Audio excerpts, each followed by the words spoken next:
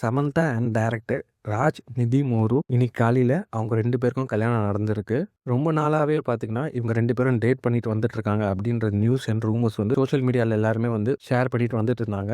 And இன்னைக்கு காலையில் அவங்க 2 பேருக்கும் கோயம்புத்தூரில் இருக்கிற ஈஷா ஃபவுண்டேஷனில் கல்யாணம் நடந்திருக்கு. இவங்க 2 பேரும் சமந்தா அண்ட் டைரக்டர் ராஜ் நிதி மோரு பார்த்தீங்கன்னா நிறைய இடத்துல வந்து இதுக்கு முன்னாடி ஒன்றா வந்து ட்ராவல் பண்ணியிருக்காங்க.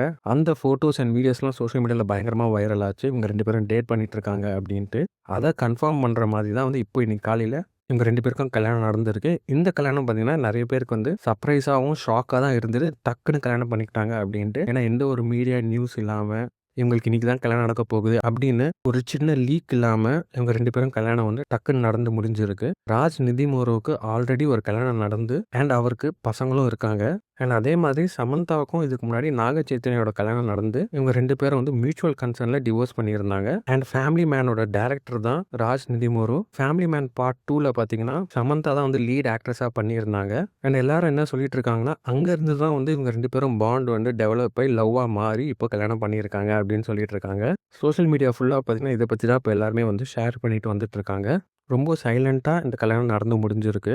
அஃபிஷியலாக சமந்தா இதை பற்றி இது வரைக்கும் எந்த ஒரு இடத்துல வந்து இவங்க 2 பேரும் டேட் பண்ணுறதா லவ் பண்ணுறதா ஒரு இடத்துல கூட சமந்தா ஷேர் பண்ணதில்லை. இப்போ இவங்க 2 பேருக்கும் கல்யாணம் நடந்து முடிஞ்சிருக்கு. ஸோ இதுக்கப்புறம் சமந்தா அவங்களோட அஃபிஷியல் இன்ஸ்டாகிராமில் இதை பற்றி பேசுவாங்க அப்படின்னு எதிர்பார்க்கலாம். ஸோ நீங்கள் இதை பற்றி என்ன நினைக்கிறீங்க அப்படின்னு கமெண்ட் பாக்ஸில் கமெண்ட் பண்ணிட்டு இந்த வீடியோ பிடிச்சா லைக் பண்ணுங்கள், ஷேர் பண்ணுங்கள், மறக்காம வீட்டாக்கு சப்ஸ்கிரைப் பண்ணிட்டு அப்படி இந்த பெல் ஐக்கானையும் கிளிக் பண்ணுங்கள்.